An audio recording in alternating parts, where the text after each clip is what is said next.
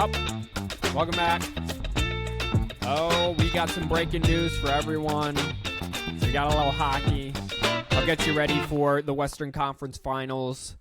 This is the 10-Minute Sports Report. I am your host, Captain Boring. Thank you, everyone who listens on a daily basis. I'm actually very surprised, pleasantly surprised. These sports reports get about 6 views of video. I know who 2 of the people are on a daily basis. I don't know who the other 4 people are, so thank you for listening. Be sure to share, subscribe, and go follow us on Instagram as well at 4th and 1 Podcast. Let's jump right in to the chase for the Lord Stanley Cup.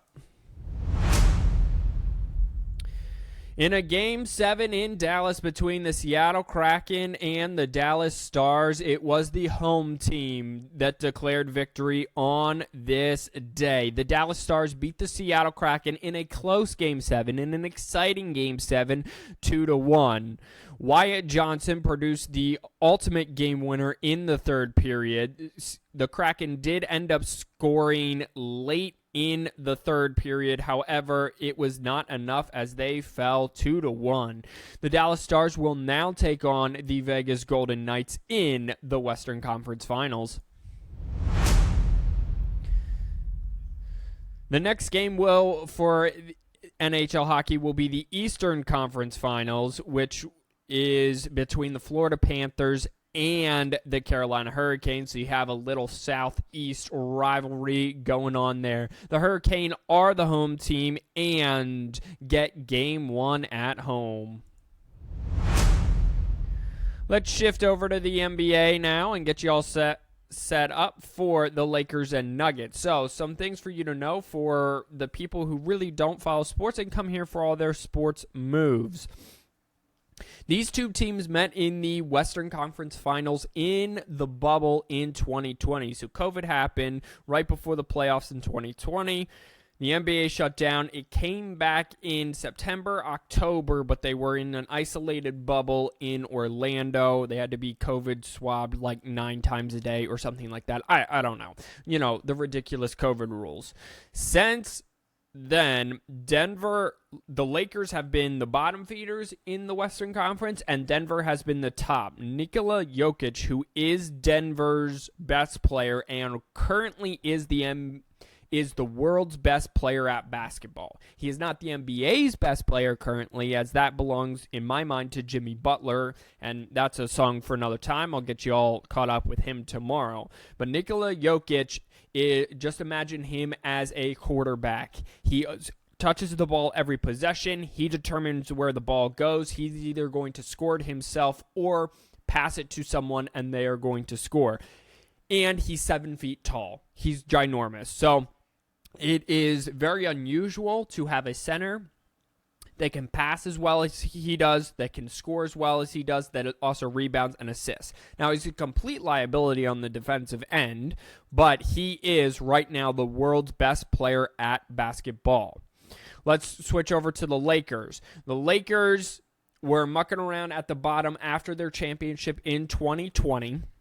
They ended up beating the Nuggets. They then mucked around at the bottom, missed the playoffs, ended up kind of rebuilding. This team started 2-10 this year, then made some trades at the trade deadline, shift off Russell Westbrook, brought in Rui Hachimura, and it's more of a big defensive-minded team to surround LeBron James and specifically Anthony Davis with three-point shooters and guards that can ball handle and spread the floor. One of those is an unrestricted free agent, or was an unrestricted free agent, named Austin Reeves. He started at Wichita State in his college career, transferred to Oklahoma, went undrafted, actually told his teams who were thinking about drafting him not to draft him because he wanted to be a free agent and he would demand too much money. So Austin Reeves plays shooting guard. He is an unrestricted free agent. He's averaging about 13 points, but he brings heart, energy, and the grittiness that you want to a playoff basketball club. LeBron James is averaging about 24 points a game himself. However, he's not impacting the game the way he used to. If you look on the floor, he will kind of just blend in now. He doesn't really stand out, but he blends in. If you watch any of these games, and there will probably be 7 of them, Nikola Jokic is the player that will stand out. Anthony Davis, it will defend Nikola Jokic. He is an elite scorer when he wants to be. He is an elite rebounder when he wants to be. And he's always been an elite defender, whether he wants to be or not.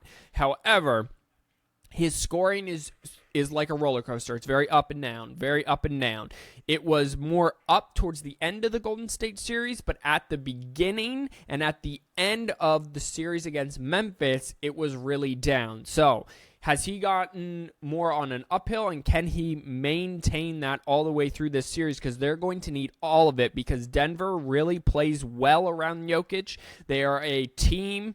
He distributes. They score.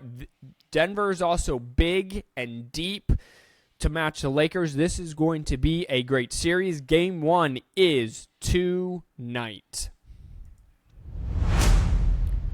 To get you caught up with some other basketball news, I said it would happen yesterday in an Instagram post. Well, I said it on the Sports Report, turned that into an Instagram post, but the 76ers have fired head coach Doc Rivers, not Dr. Rivers. He was with the team 3 seasons. He compiled a 154-82 record. That's a 65% winning percentage. However, he never made it past the second round, including a couple of blown leads, both to Atlanta in 2021 and now to Boston here in 2023.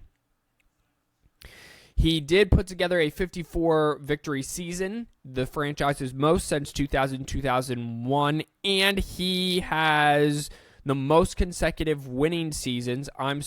He has the 4th most consecutive winning seasons behind Greg Popovich, Phil Jackson, and Pat Riley. All are Hall of Famers, and Doc Rivers will be a Hall of Famer. The head coaching search is expected to include Mike Budenholzer, the ex-coach from Milwaukee, Sam Cassell, who's actually on staff currently with the 76ers, Mike D'Antoni, who James Harden likes a lot, Nick Nurse, who won a championship in Toronto, Frank Vogel, who won a championship in Los Angeles in 2020, Monty Williams, who just got fired from Phoenix, and that is it. If I were them, I would go with either Mike Budenholzer or Nick Nurse, or give Sam Cassell a shot. Scratch that. I would go with Monty Williams or Nick Nurse.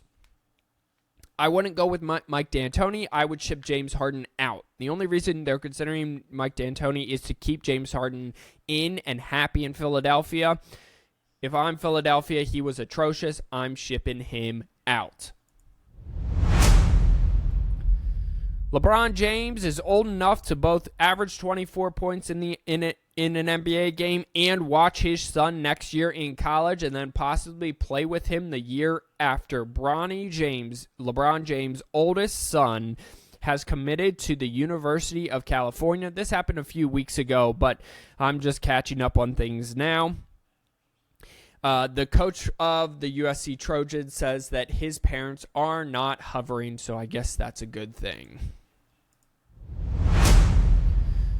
A daily check on the Pirates. They did not play yesterday. They played the Tigers today, May 16th at 6:40. They will try to extend their one-game winning streak to 2. They trail the Milwaukee Brewers, who lost yesterday by 1 game.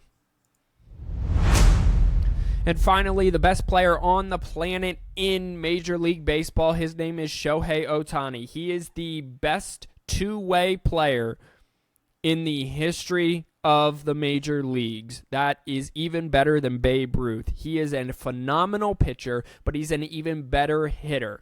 Last night, he both started the game pitching and hit. He is the first pitcher to reach base 5 times since 1964, so 60 years almost. He had 5 hits and a walk. He finished with a 3-run home run, a triple, and a single. He only needed a double to hit for the cycle. He did allow 5 runs last night in 4 hits on 7 innings, but they did end up beating the Orioles 7-4. And that'll do it for tonight's rendition of the 10-Minute Sports Report. Thank you, everyone, for hanging around with me while I stumbled through today's episode and filled your ear holes with more garbage. I hope you return tomorrow for another episode. Until that time, wash your hands, you filthy animals, and be kind to one another. God bless you all, and peace out.